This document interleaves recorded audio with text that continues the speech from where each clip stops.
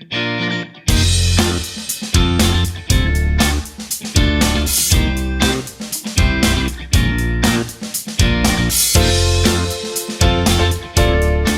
us a bit about your background in the home building industry and your role and career with KB Home. Certainly. I've had a wonderful career at KB Home. I've been with KB since 1997. Prior to that, I grew up in the design industry. My mother was a designer. My parents owned furniture stores.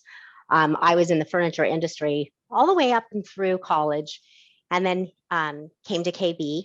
And I have a really interesting background with KB because not only do I run the design studios for KB, working with wonderful designers across the country, but I also have an IT role in KB in developing systems and implementing software that help our process. Okay, across the board on the enterprise level of all the different solution sets, huh? Yes. So online studio, or even working on through our ERP implementation that we're working through. Cool. So I think design studio has been around a couple decades or so, right? And yes, it really put KB in a position of leadership with regard to personalization and option sales. So what are some of the key principles and practices behind your success? Well, KB's really focuses on our differentiators around innovative design, personalization, affordability, and partnership. And partnership with our customer and partnership with our suppliers. So we have a really unique way of being able to offer customers choice as almost like a custom builder, but curated choice. So when our customer comes to our studio, we've worked with our suppliers to curate choice based off of the best design and affordable choices for them to come in and make selections from, which is really wonderful for a home buyer to really be able to make their home uniquely theirs. Yeah. Define curation a little bit more. It's a term that gets used frequently, but yeah. What are some of the specific principles behind what you all do with your curation versus somebody else who may be using the word more indiscriminately? Well, I think that curation is something that is more mainstream now. If you think about all of the Birchboxes of the world, right, where you have someone that has a lot of knowledge that is able to apply, design principles along with affordability, working with the suppliers to take the choice from what may be a little overwhelming for a customer being in the marketplace. If they were to go, let's just use a backsplash, for instance. Yeah. If a customer was to go out into the marketplace and look at backsplashes, there's bazillions of them. However, KB, what we do is we work with the supplier to look at, our buyer profile, the current design trends, looking at affordability, and bringing those together to kind of narrow that choice down for that home buyer to make that a little bit more in bite-sized chunks and allow them to digest the choice and make sure that that they can make a decision without being overwhelmed. How do you get to that kind of deep collaboration with your vendors? I mean, what does that look like? I mean, what's the communication process? Is it long sit-down meetings with upfront agendas and homework? Is it a series of phone calls and conversation? How do you get to that? Great question. Different everywhere? Yeah. So, at KB Home, we are fortunate enough that many years ago, we established what we call a global list, and a product called a PMT process, a product merchandising process. We also built, I mentioned my IT background. We built reporting. We have reporting. I know exactly what sold in the studio yesterday. So I can pull reporting about what is in our offerings and what sells. And we have a product merchandising process where we meet with our suppliers once a year, depending on the supplier. And we sit down with them and we we bring data to the table. They bring data to the table. A lot of our suppliers spend millions of dollars in market research. We also have our survey process and our market research, and we bring it to the table and we collaborate with our suppliers to make sure that we are picking the best products for the next year for our home buyers. Obviously, sometimes things change. COVID has changed things a lot with supply chain issues, and we've had to react and do mini PMTs or offsite meetings to, replace some things maybe that were hot sellers for us that were not available, and bring in product and react to that. So we have a wonderful relationship with our suppliers. I spend a great deal of my day working with them through, making selections. Yeah. What about new products from the suppliers? I mean, when it's maybe even a new category of product, I mean, what kind of vetting does something that hasn't been on the list historically, or some sort of quantum improvement within a category? What sort of vetting goes on around that? What's the conversation around that? Well, typically what we will do is something like that is we would if we found an interest, if we found that our buyers were looking for a product or it was going to save them money, better value, better quality in the field, better water resistance, etc., we would bring that and we would pilot it in a division. And so that way we would have an opportunity for our installers to work with the product, and we would vet that product out before we would bring it widespread throughout the rest of our company. Yeah. How do you work with the vendors to put the right communication strategies in place, specifically around new stuff, right? It's like sometimes needs to be explained more than the average product. I mean, is that a set of talking points? Are there specific sales and marketing assets that you need for your online design center and your physical design center? Speak to that a little bit. Right. So obviously in the field, when we're implementing a new product, we're relying on our suppliers and their expertise to go out and do training with our installers to ensure that our installers are installing that product properly, meeting all of the IBICUS guidelines, etc. And then internally, we would also schedule training with our suppliers. We do a lot of recorded training and live training with our consultants. That's what I was doing before our call today. Okay. And we would then do some live training with our consultants, whether it be virtual, via Teams or in person. And then we also have a lot of training documentation that we would provide as backup. And in addition, we also do some online, we have our own KB University. So we would have a lot of training there for both sales, studio, construction, customer service. Right. And you mentioned online studio. We have implemented InVision in 7 of our markets, and we will have the rest of our markets rolled out by the end of 2023. Mm-hmm. So it's a great education tool. Yeah, it's been 20 years, and I'm sure that you got to this set of principles and processes, over time. It evolved. Right. Are there any key learning moments along the way? And you've been involved with it from start to where it is today. So, were there any aha moments where you figured something out, made a shift, and it made a big difference?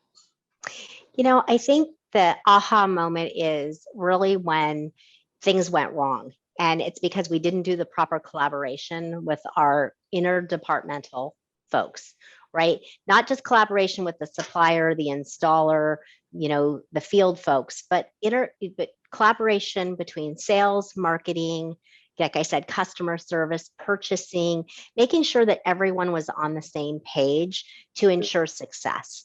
So I think that's the biggest thing that I would say is led to our success here at KB is, we're built on relationship with our customers as much as we are built on relationship internally, and making sure that when we're working on an initiative, that we are bringing the right people together to ensure success. Right. So So there's attitude on that multidisciplinary collaboration. There's attitude, there's communication. But in your IT role, I'm curious, has there been a lot of automation and digitization of the workflows to make the collaboration happen as well? To a degree. I mean, I don't know that there's been a lot of automation as far as the workflow goes. Certainly, we've continued to invest and improve in our systems. We're mostly where a lot of our investment has been in consumer facing systems. Right. Things that provide the customer tools to make decisions. Yeah. I think that's probably where our investment is. And as I mentioned, we're rolling out a new ERP system for the last few years. And so that's a lot where our efforts have been also. We spend a lot of time building and supporting our relationships with that collaborative effort with our suppliers.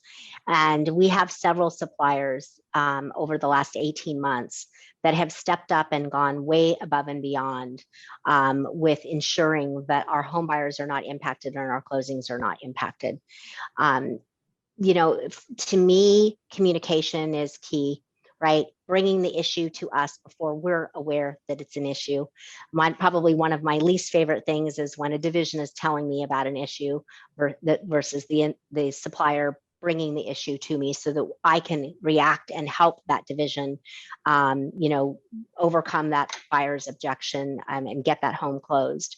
Certainly, probably just communication, collaboration, innovation, and bringing those types of attributes to the relationship, always thinking with the customer in mind first. We have many suppliers that have stepped up here recently.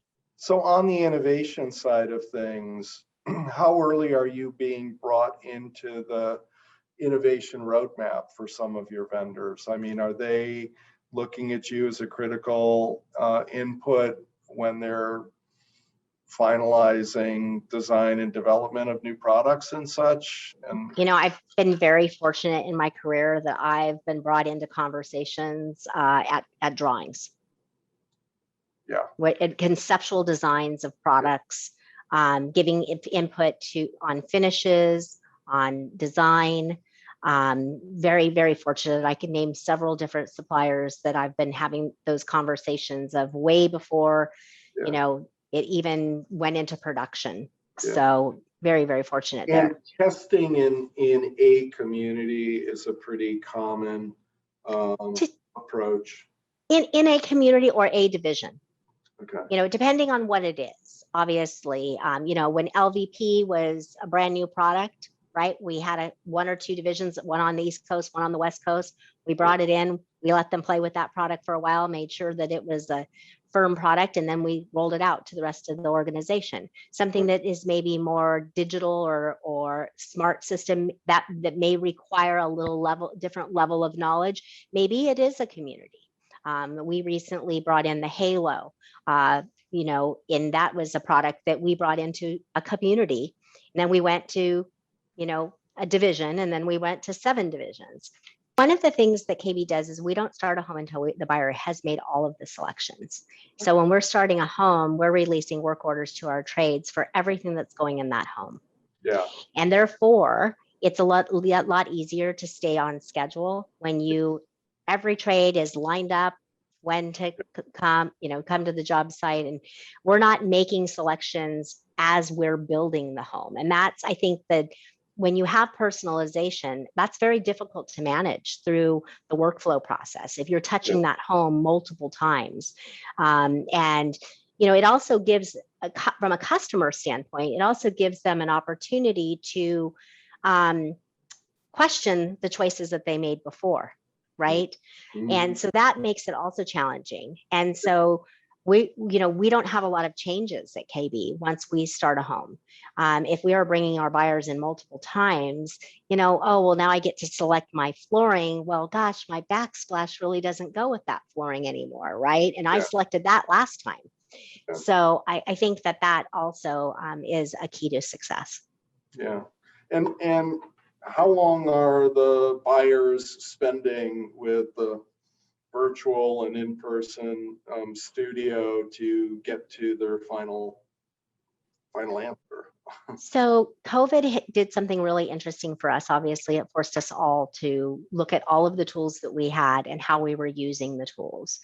And so we used to have a 2 appointment process, both in person, and we had something called a preview event where a buyer could come, either a pre-sale buyer or a post-sale buyer could come and kind of explore what the KB choice model was. Well, COVID kind of put all of that, because we closed our studios for over a month and we went 100% virtual. And it was quite an interesting feat to have 100 consultants across the company learn Teams and learn how to do this virtual.